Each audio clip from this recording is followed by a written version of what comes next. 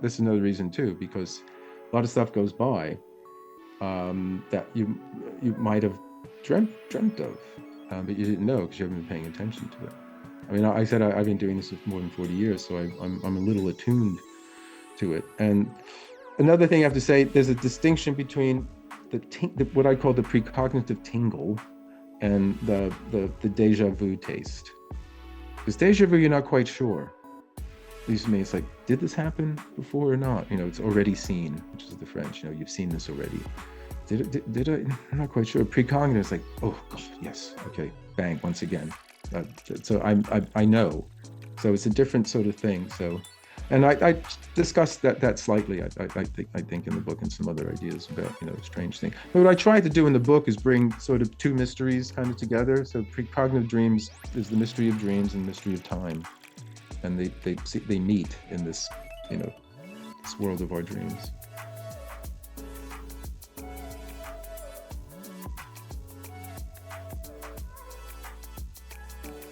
Welcome to Connecting with Coincidence. I am your host, Bernie Beitman. I'm a psychiatrist. I study meaningful coincidences. And they happen to me, as probably happened to most of you who are watching and listening. This one has to do with the truth or not of astrology. I was talking with a woman who I didn't know. I just happened to say, "Can I sit here on this bench next to you?" Or next to you. We got to talking. It was very interesting. She listens to me for a while and she says, "You're a Pisces." Well, I'm a Pisces. Then a couple of weeks later, I was telling a good friend of mine about the hurtful behavior of someone with whom I had been friends for many years. This friend, listening to the story, said, "I guess she's a Pisces." She was. So I said, if these other people can do this, maybe I can do it. So I'm at a quarry party the other day. Quarry party is different from a pool party. You can swim in the quarry, you can swim in the pool, but a little bit bigger place to swim. And I was talking with a friend of a good friend of mine. And as we went on, I kind of said, "You're an Aquarius, aren't you?" She was. So I could pick up a sun sign after two other people picked up sun signs, and one of them without having talked directly with the person in question. So looks like this sun sign thing could be something to it for those of you who are skeptical. And I'm skeptical too. I use them talking about doing tarot cards. I use astrology, but this is like pretty clear evidence to me, and that's why I'm reporting to you that sometimes you can pick up the sun sign of another person. Our guest today is prolific author Gary Lachman. Lachman is the author of many books on topics ranging from the evolution of consciousness to literary suicides, popular culture, and the history of the occult. I'm delighted to know that he got into the Aleister Crowley thing a little after I did in Los Angeles, as well as some other famous far out people like Rudolf Steiner and Madame Blavatsky and Swendenberg and Uspensky and Colin Wilson. These are people who have laid the foundation for the understanding of consciousness in the Western world. Gary has written for The Guardian, Times Educational Supplement, Independent on Sunday, a lot of places. He's written a lot. He lectures regularly in the UK. I'm trying to give the idea this guy's been around and he's got a lot to tell us. And in this hour, we're not going to cover much of what Gary has to be able to say. So we'll hit what we can. He's a delightful man, as you will see, and very, very informative. So, Gary, welcome to the show. Well, thank you very much for inviting me on.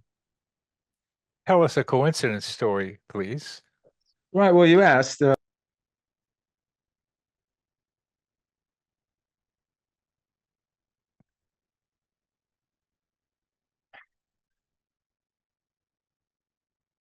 Unmute yourself. Okay. I unmuted myself. Okay, here we go. All right. It's DIY. It's a DIY world.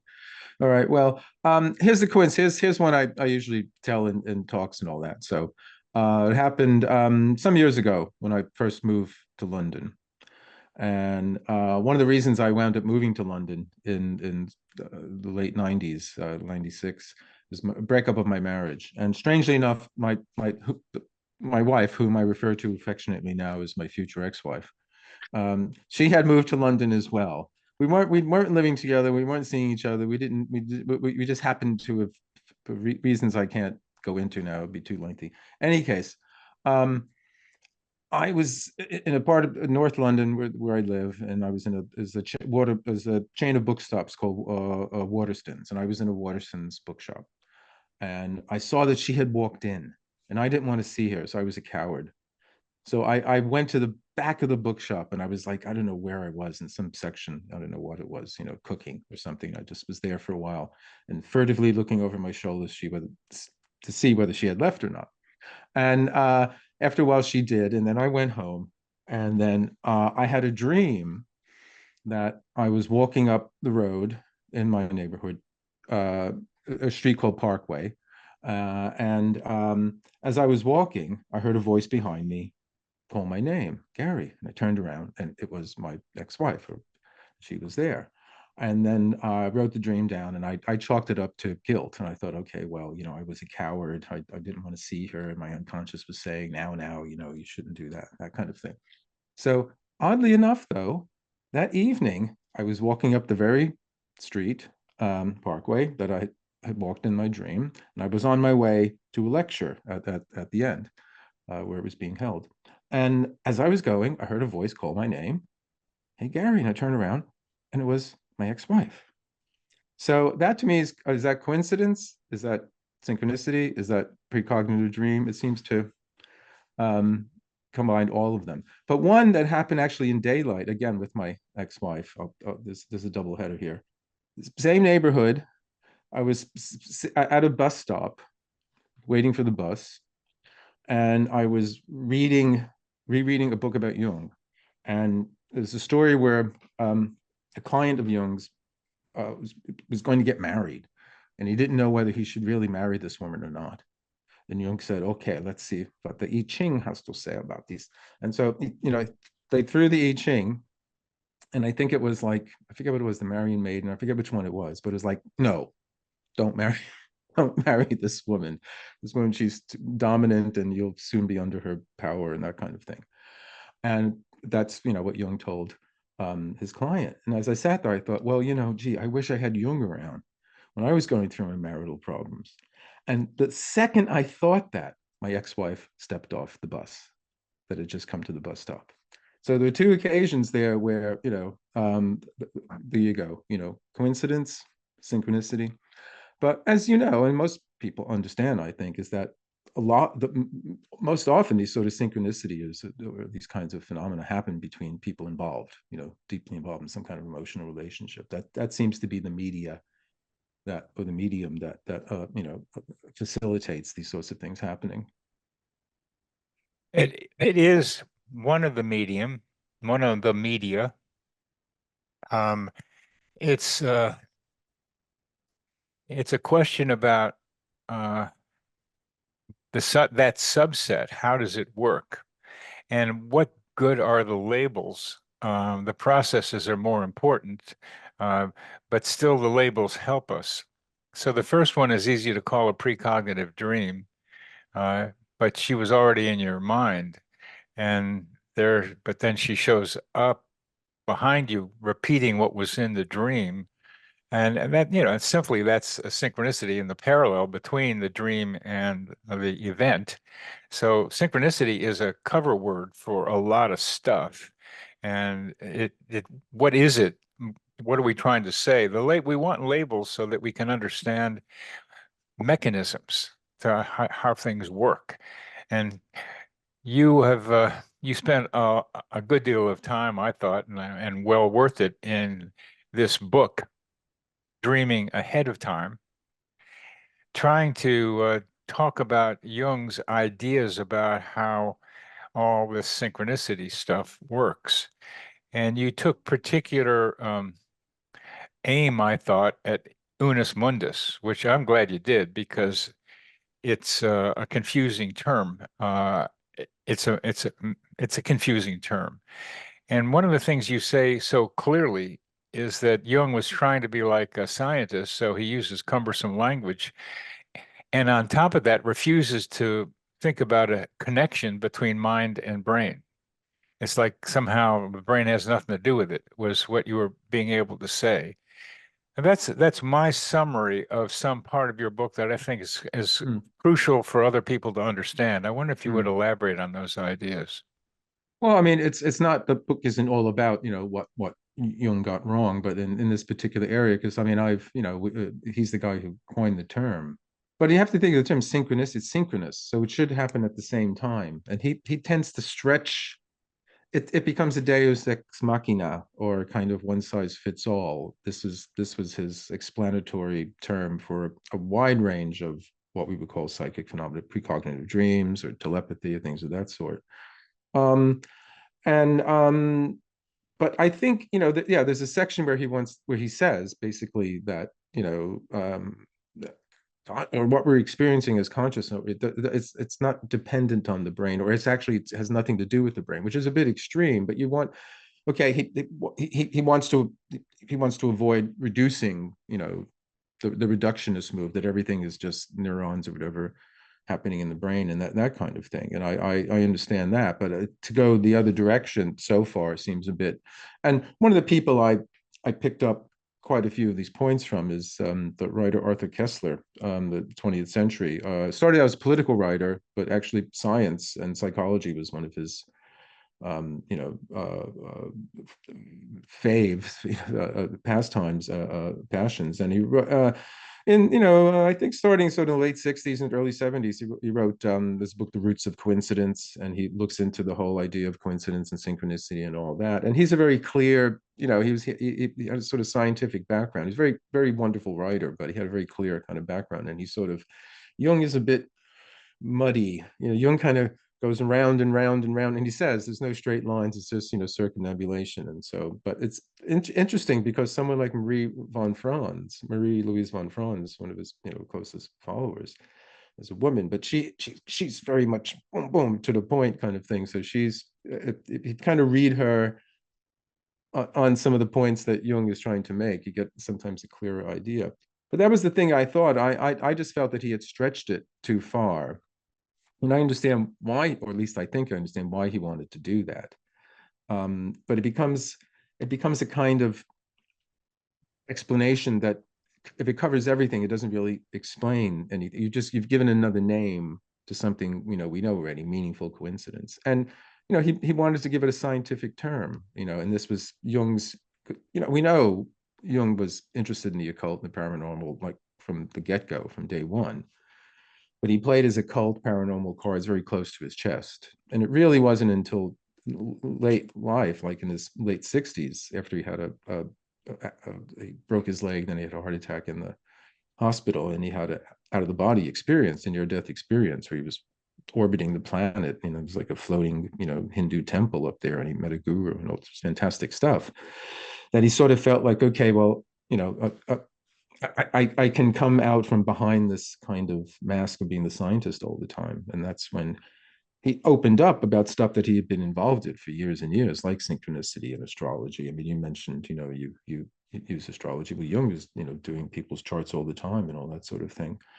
So yeah, he was kind of like trying to do two things at the same time, and it got kind of messy, if you're trying to sort of get a clear idea of what he was saying. And I think the thing is also that he wants to avoid magic. He somehow wants to avoid that synchronicity is something that we can make happen in any way. It's some kind of law, right? It's like a natural phenomenon in some way. So it's an acausal connecting principle, which Kessler pointed out, well, like that actually doesn't mean anything. It just means it's connected, but not by any cause. But he was saying it's connected by meaning, but he wanted it to be somehow almost like a law of nature. And people before him, Camera, the Austrian biologist who wrote about what he called seriality, how he saw that there was the same types of things would happen in a serial, or the same types of things would be collected in some place. So he also believed that there was some, and Kessler wrote a book about him called The Case of the Midwife Toad. Paul Kammerer, he was an Austrian biologist who was actually trying to prove Lamarck may have been right, the possibility of acquiring, characteristics and passing them on to the next generation. He wound up committing suicide because there was some fraud going on in some of his work. He wasn't doing it himself, but he couldn't explain that. In any case, long story short. Just But one intersection here. sorry, I'm going Uh, on here. Yeah. That's okay. No, I'm glad you are. But I think it's Paul Kammerer, and that the adult can influence the genetics of the child was a crazy idea back then, and now it's well accepted. And Hmm. that's Well, yeah, epigenetics is one of the terms right. for it. Yes. And he had to commit suicide because of things we don't quite understand. The data was messed around with or something. So Yeah, Kemmer, yeah. he was onto something, and he also helped Jung think about synchronicity. So I think you make a point about Kemmer. That's why I ask you to we Hmm. pause for a minute. That I Yes. think is important to make. Well, it's you can still get it. This book by Arthur Kessler called "The Case of the Midwife Toad," and the midwife toad is this animal that Kammerer experimented on, and he believed that he had shown that I forget exactly what the situation or the conditions were, but certain characteristics that one generation had acquired, they passed on to the next. And according to standard, neo-Darwinian bio, that shouldn't happen because the gene plasm is not affected by anything that's going up. That's what's his name. That's Dawkins and the selfish gene and all that sort of thing. But what had happened apparently was someone had tampered with the evidence and injected like ink into one of the toad's paws, and where these kind of pads that were the thing that should have been passed on, blah blah blah. So in any case, so Camera couldn't face it and blew his brains out. He was a very romantic Viennese, so they're prone to that sort of thing. But he had this whole, he wrote a book called, it's basically, it's, I forget what the exact German is, but it's sort of like the English is like when it rains it pours kind of sort of thing.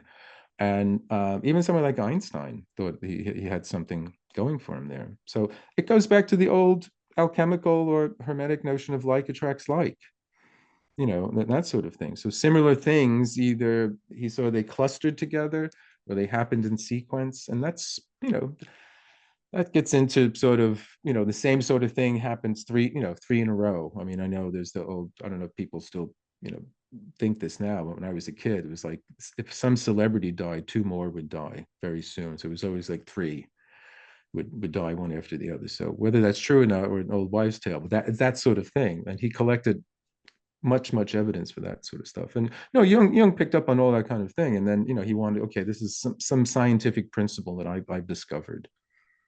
Um, but we use that term now all the time. People, that's like introvert and extrovert synchronicity, something that's gone into the language. But it's, as I say, I think one of the things he did was that he spread it out over too many sorts of things, and you kind of like, it's, because some of the evidence he gives in the book about it is it's telepathy. It's not synchronicity, or it's a precognitive dream. I mean, the couple examples he gives, the famous one is when he has Swendenberg. one of his, well, Oh, the Swedenborg, yeah. there's the one about the scarab beetle when he's Oh, yeah. Jung is with a client in Kusnacht, in Zurich, and this woman is apparently like a real,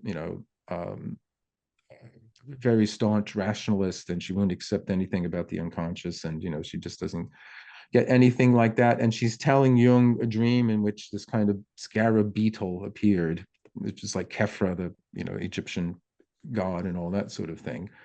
And just at that moment, in through the window flew in one of them. It flew in a scarab beetle, which is apparently very rare in Zurich, and one in a million. And so Jung sort of said, "Aha, and here you go, and here's proof of somehow the unconscious, and so on and so on." And this perforated her rational kind of defenses, and she was more open to stuff. So he gives one or two examples, but so much of the other stuff he gives is, like I said, it could be telepathy, uh, uh, other forms of what we would call, paranormal phenomena.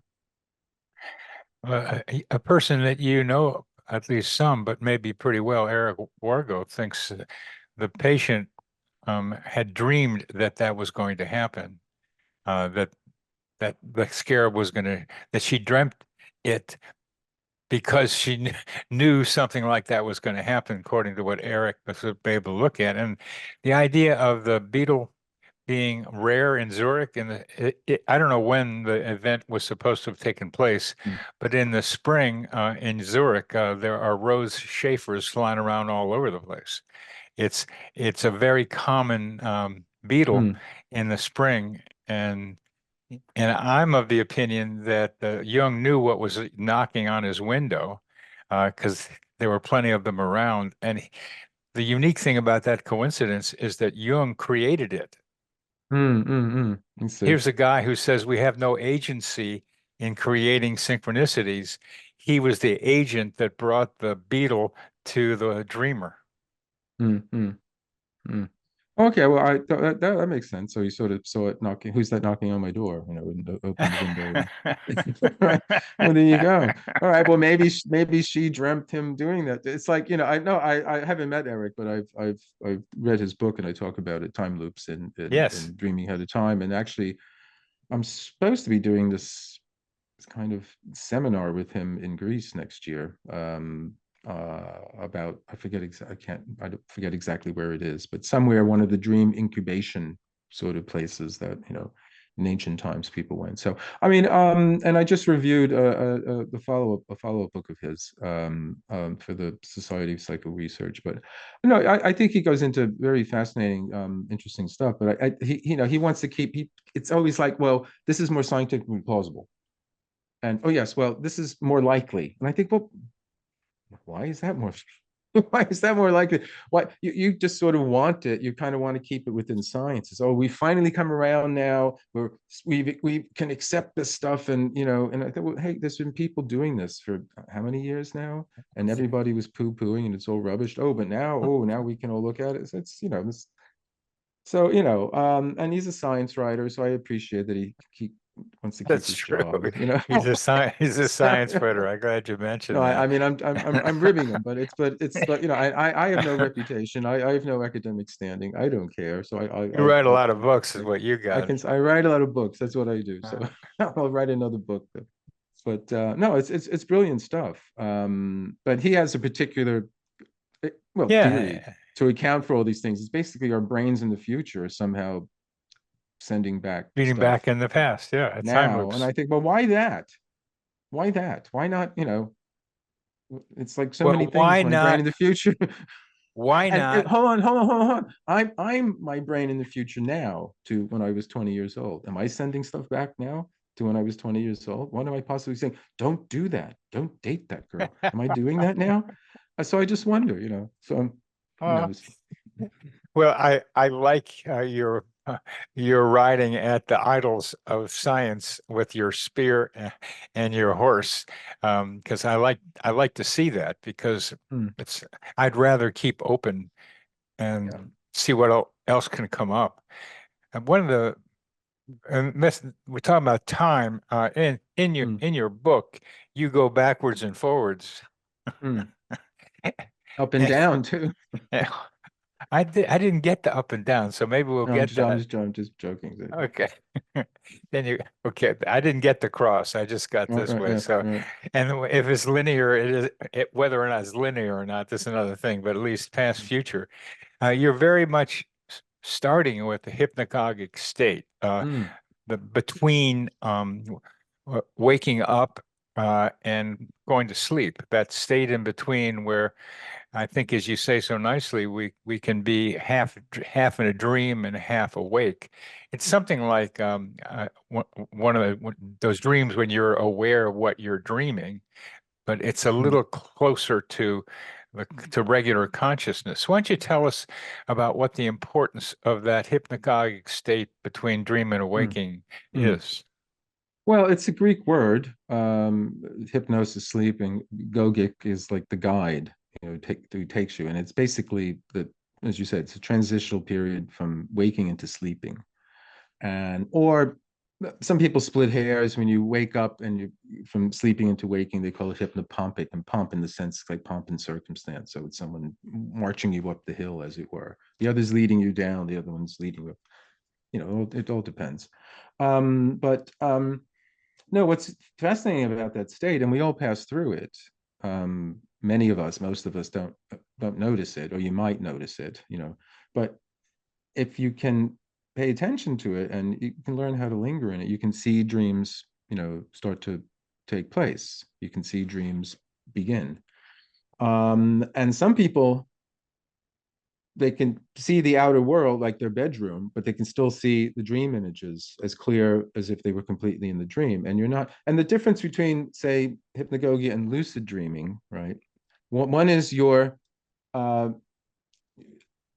your dreaming while awake, and the other is you're awake while you're dreaming. Put it like that. So you wake up in the dream already. Oh my God, this is a dream. And someone in the dream says, "Yes, it is." And so you have that strange, sudden. To me, it's always it's a remarkable kind of feeling of, oh my God, this sudden lucidity in the dream state. But the other hypnagogia is like you're awake already, but dreams start, and you can see them. You can see them start, and as I say, you can train yourself to stay in that state for extended periods. And an early Freudian guy named Herbert Silverberg, who was he investigated the state. He said it was auto-symbolic in the sense that the images, and often it's auditory. I'm one of the minority who tend to have auditory hypnagogia, in the sense I hear voices, or I hear someone call my name or say something to me, and or you see images, but and he says it's often a visual or kind of pictorial representation of whatever it was you were thinking about as you fell asleep, or some emotional thing. And so he gives different examples, and that's an interesting thing, because you can sort of, I mean, you tend to think it's random, but actually it's not. It's somehow commenting on your state at the time, either your mental, your physical, your emotional kind of state. But people like Swedenborg, the Swedish scientist originally, until he had a midlife crisis in his 50s and he became a sort of religious mystic, apparently he trained himself to stay in that state for a very long time. And this is where he would have visitations from angels. They would take him to heaven and hell and other planets and this intermediate world called the spirit world. And other people like Rudolf Steiner. Jung was a very good hypnagogic. He talks about how seeing, images as he fell asleep, and they were as clear as, the objects in the room and things of that sort. And what we know about the Red Book and um, these waking dreams and visions he went through during that period following the breakup with Freud, you can understand how, he was able to plunge into this. And this more or less what he called active imagination, you can more or less say is a kind of trained hypnagogia, because you relax into this state and you allow unconscious fantasy to come up, but you don't completely immerse in the fantasy, because then you lose the critical faculties. You lose, the observer state. And so you somehow be able to maintain, allow the fantasy to take place, but you stay with it. So you're aware of yourself, but you're aware of the fantasy at the same time. Again, it's not easy. It takes quite a bit of work to be able to do that. But yeah, and the reason that I talk about it in the book was that how I wound up writing the book was that I was giving a talk about this. I give lots of talks in London, so I was giving a talk about hypnagogia, and at the end of it, I tacked on some experience of precognitive dreams, um, some of my own, and also it's a fellow named J.W. Dunn, who wrote a book called An Experiment with Time that was very popular in the early 20th century. I think it came out in the late 20s, and people like H.G. Wells, made friends with him, and it was influenced by him in a book of his called Shape of Things to Come. And J.B. Priestley, who's not as known, but he was a British writer who wrote a lot about time. But in any case, what Dunn discovered was that he dreamt the future.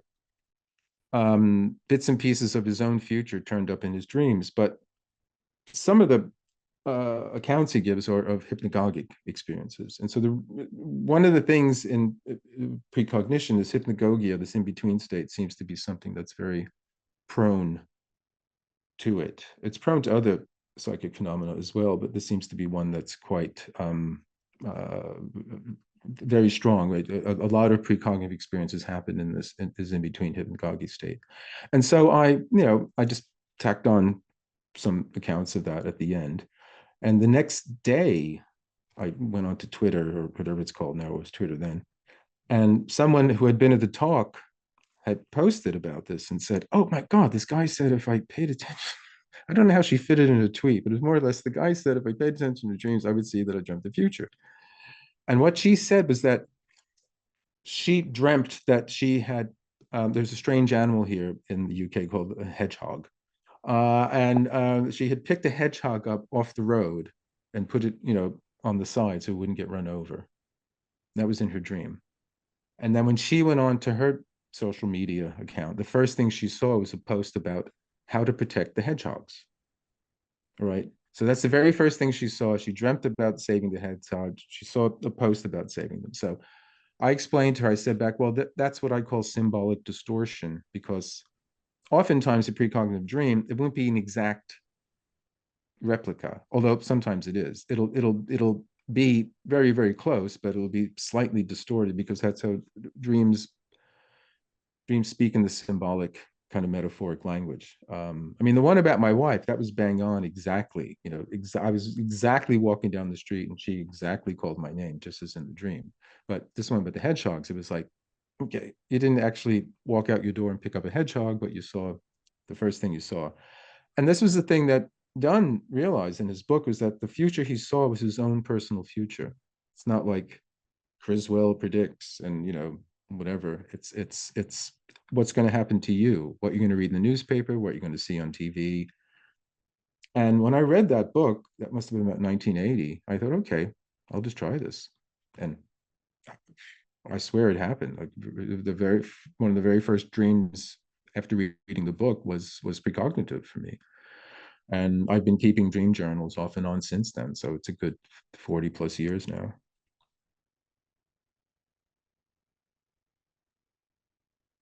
Well, that's an introduction to people being able to do what you just described. And if someone wants to work on being able to be precognitive or otherwise in that hypnagogic or hypnopompic state, how do you suggest that they might be able to do that? Well, first thing I would suggest, if you're going to try and do this, try to do it in the hypnopompic. So when you're waking up, because if you try to do the other way, you're going to wind up having a bad night's sleep for the first, few weeks or whatever, because it takes a while. But in the morning, if you can get up a little bit earlier, set your alarm clock, whatever it is, for a half hour earlier or something, and linger, let yourself fall back in to sleep a little bit. That I find, if I do that, and I still do that, because I tend to get up quite early, then I'll go back to sleep for a little bit. And I find it's in that shorter sleep that I have the more vivid dreams and I remember them. And they often just little simple sorts of things. And the other strange thing about the precognitive dreams, the ones we all know about or hear about, are they're the two D's, what I call this. There's the disaster and there's the derby, meaning, there's it's a plane crash or whatever, some horrible catastrophe, or somebody wins at the races, somebody wins at the Kentucky Derby. These are the ones you hear about, but 95% of precognitive dreams are about everyday trivial, just in the sense that they happen every day, not huge heroic. They're not. Every now and then you might get an archetypal big kind of dream that's like that, but statistically, and in my own experience, and then in all the research I did, pretty much everyone said this as well. It's like Even going back as early as Catherine Crowe in the mid 19th century. Um, and she wrote a book called The Night Side of Nature. And she was an early psychic investigator. This is earlier than the Society of Psychical Research. But she said, it seems to be the case that most dreams of this nature tend to be about mundane sorts of things. So you wonder why. I was just saying, it's like Eric's idea that my brain in the future is giving me like, well, why that? What it's hardly ever is anything I can make any use of. Occasionally it is. I'm not saying it never is, but more times than not, it's like, or maybe I'm dumb and I don't get the message. Maybe that's a possibility. But I would say, yeah, if you want to do this, the first thing to do is just start to write down your dreams.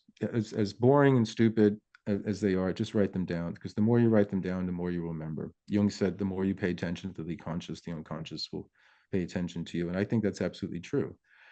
My own experience, it goes up and down. It goes as different sorts of there's waves and it sometimes I'll remember lots of dreams, and then the weeks might go by where like that it's like a little trickle. I'll remember a few. So I don't know if that's the case with everybody, but I know that's been the case with me. And another interesting thing down the line is, don't necessarily read them back immediately.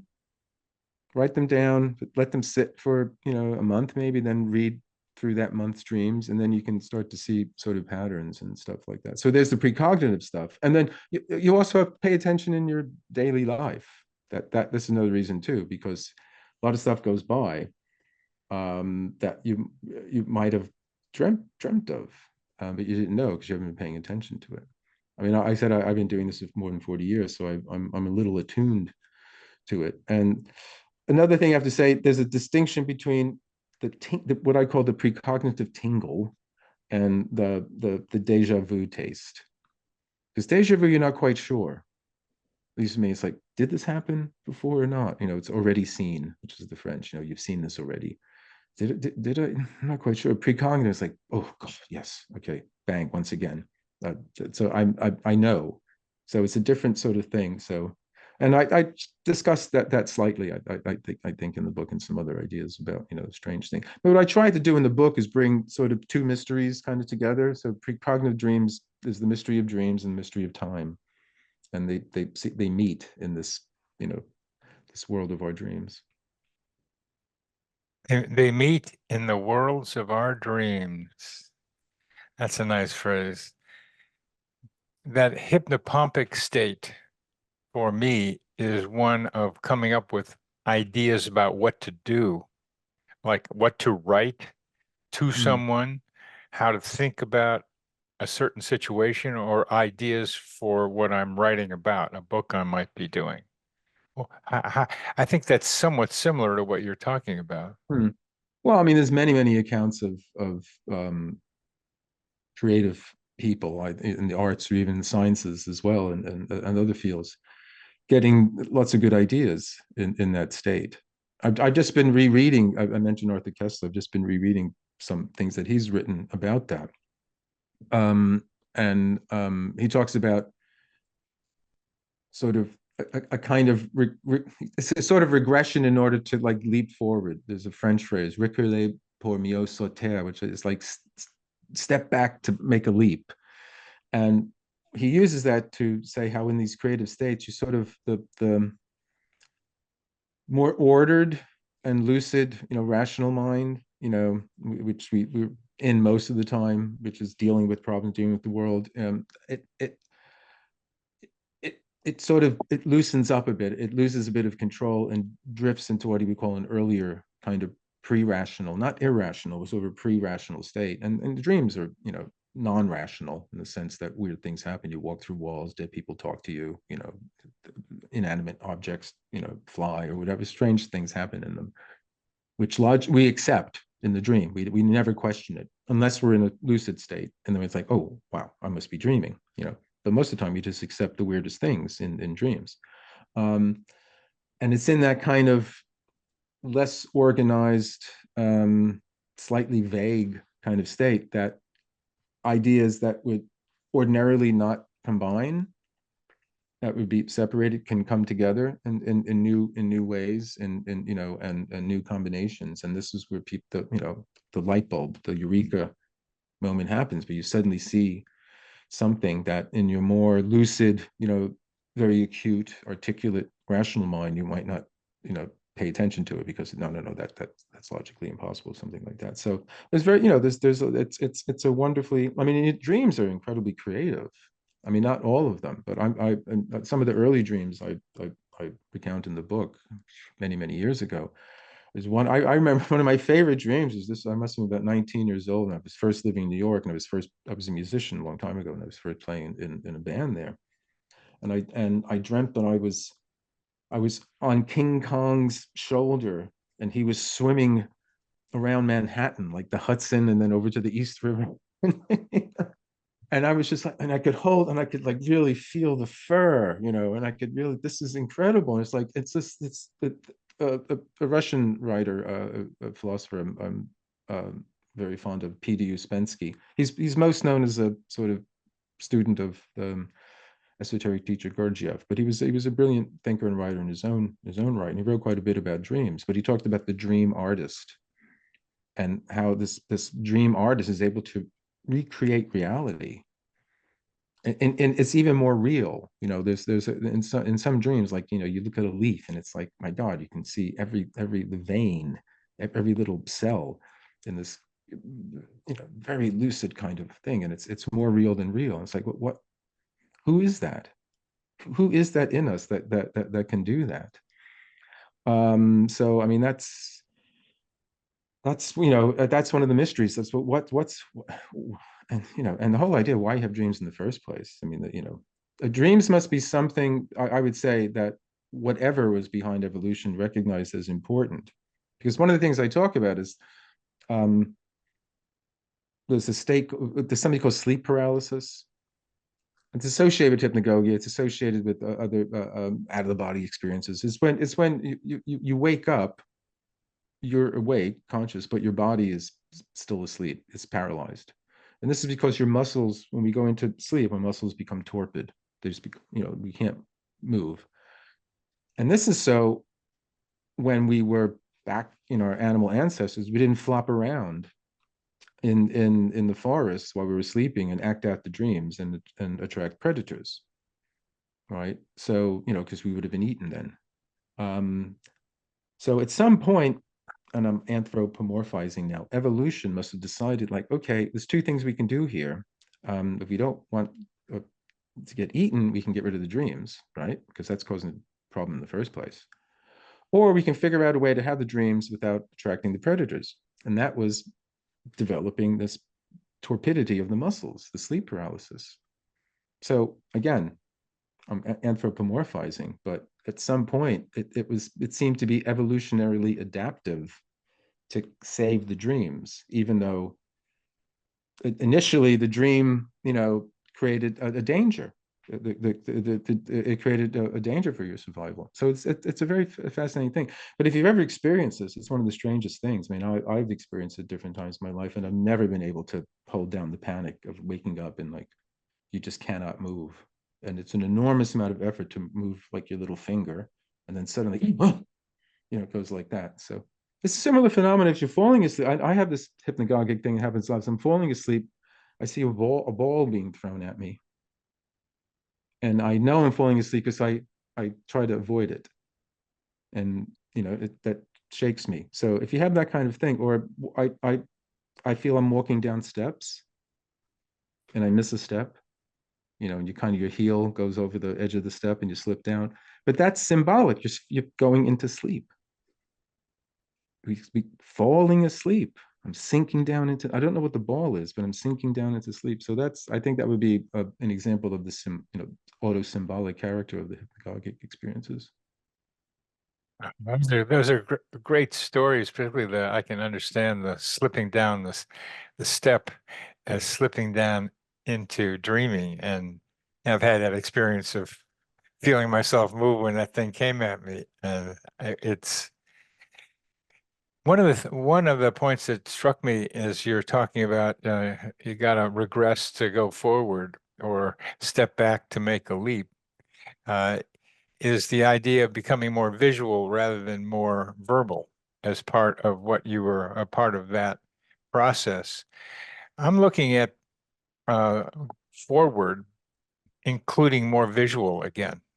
Uh, and part of that is that the visual uh, conveys so much more than we can in words. It just gets a lot across. And if we can develop our own capacities to be telepathic, which I think we already are doing, then I can create, and if you go along with it, and we can create a telepathic connection between us so that my words become descriptions of the movie I'm trying to convey to you about what's in my mind. So we can have a limited number of words with increasing amount of information being conveyed. What do you think Hmm. about that? It's an interesting idea. I mean, I know this fellow Andreas Mavromatis, who wrote this fantastic book on. It's like the book on hypnagogia. It's called Hypnagogia. Came out in the late '80s, and it's academic, it's scientific, it's a bit dry, but it covers all aspects of it. And one of the things he did, because he held groups experimenting with, is they had a shared hypnagogia. They had a shared experience where, in a group, someone was sort of transmitting, I guess, the images, and other people would start describing what they were seeing, and they didn't hear it verbally, that what the person was doing, and then it would be very much what that person had been thinking of, and that sort of thing. So, well, I think this is the thing too, that, like, these, again, we have a kind of linear language. These earlier forms of meditation are pictorial. They're imagistic rather than sequential. And I don't know if you must be of like recent work on the left and right brain. E. McGilchrist did this fantastic book called Master and His Emissary, and he reboots the whole left brain right brain story, which had kind of got sidelined for a while. And but his idea is like, it's not so much what the brains do, because it turns out they more or less do a lot of the same things, although maybe one might be more geared to the other. But it's how you do it rather than what you do. So it's the old song, it's not what you say, it's how you say it. Um, and the left tends to be verbal, very pinpoint accuracy, acute, microscopic attention to something. So there's the forest, there's the tree, there's the limb, there's the leaf, there's cell, there's, bang, bang, bang. But it gains that at the expense of the connection to the wider sorts of things. The right is it sort of presences the world in this global, holistic kind of gestalt, which is a bit more vague. But it tends to communicate. It's not language based. It's not verbally based, and it tends to communicate in images. So whether it's the source of dreams or not, that doesn't really matter. But it just that there's a whole other way that we interact with the world, which isn't verbal. It's not about words. It's about images. It's about metaphor. It's about analogy and things of that sort. As I said before, like, being attracted to like, this is like that, and that sort of thing. It's a whole different way of understanding things. I mean, and just metaphor itself is a whole, I don't use the paradigm, but it's a whole other kind of approach to understanding the world. And I would say, in many ways, it's at the heart of what we would call sort of esoteric, or the Hermetic tradition, with magic and with alchemy, and various different ways in which Kabbalah and things like that as well. Things are categorized; they're not even characterized, but they're understood to be related to each other in this different kind of way, not in a causal cause and effect kind of way. And I think this is, Jung was wanting to get at something like that through synchronicity. He kind of wanted his cake and eat it, so he wanted it to be about that, but he wanted it to be scientific at the same time. But I have to say, though, at the same time, it is true, a picture's worth 1,000 words. Yeah. But sometimes you can have a picture and, okay, so somebody's walking out of a bank, right? And so Did he make a deposit? Did he just rob the bank? Did he make a withdrawal? So I mean, some, so and as we say, there's precisely because images operate on a deeper, almost visceral, level of our consciousness. They're very, very powerful, and they can be overwhelming. So, say something like National Socialism, it didn't rise to power on its very acute arguments, and it was said this, it knew myth, it knew how to operate myth and how to use images and things of that sort, and they strike us at a level that's deeper than our conscious mind, and so it's yin and yang. It's not an easy dance. It's not a minuet. It's really hard to keep those two operating at the optimum. We tend to be either one or the other, and then what I call the Goldilocks moments, when it's just right. Every now and then they bang, and everything's just right. Yes, that's very nice. Very nice. As you talk, what I'm imagining is a coherent dance between the left and the right brain, with that corpus callosum acting like the mediator between the two of them, the left and right, if we're going to put it that way.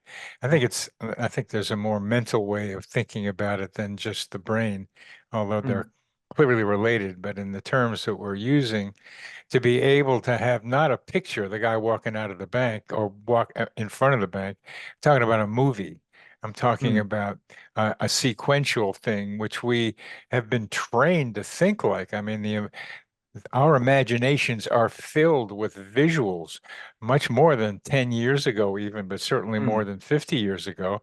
You had to go to the local movie theater or watch it on a little TV screen to see anything that was like moving in a movie-like fashion. Now they're all over the place. So we're thinking in movies already. We have to mm, be. And to be able to communicate our own movie making capacity with our ability to describe, like, and the announcer says so and so was happening, with a monologue along with the movie that I'm now trying to say to you. So I'm monologuing a visual that I'm trying to be able to say to you. That becomes a more potentially efficient way for mm, humans to communicate. mm. Well, we'll have to see. There certainly are a lot of visuals. I mean, I'm of a generation where I mean, I find it hard to keep up with the fast cuts and everything like that. And or my sons who are in their 20s, but if they come in and they see me watching an old black and white movie, it's like, what's that? Well, I it ask does. them, can you actually? No, I ask them, can you actually see it? I wonder if they can actually see, the figures on the screen, because sometimes, they're used to everything exploding, all the I time around understand. them.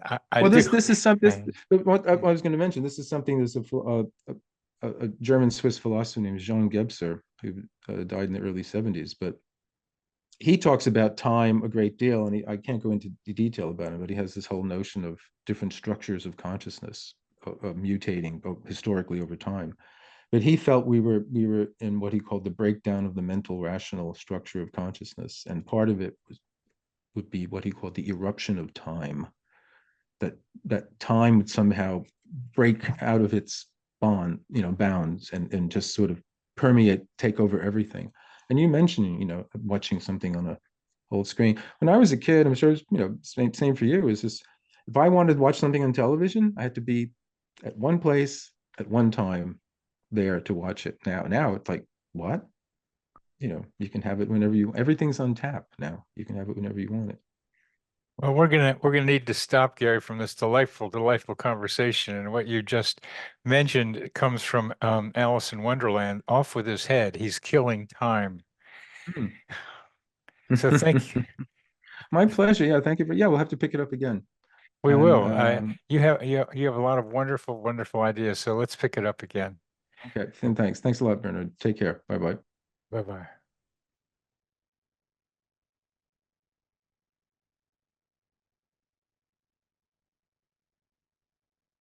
This psychosphere is our mental atmosphere, like a hollow cosmic consciousness.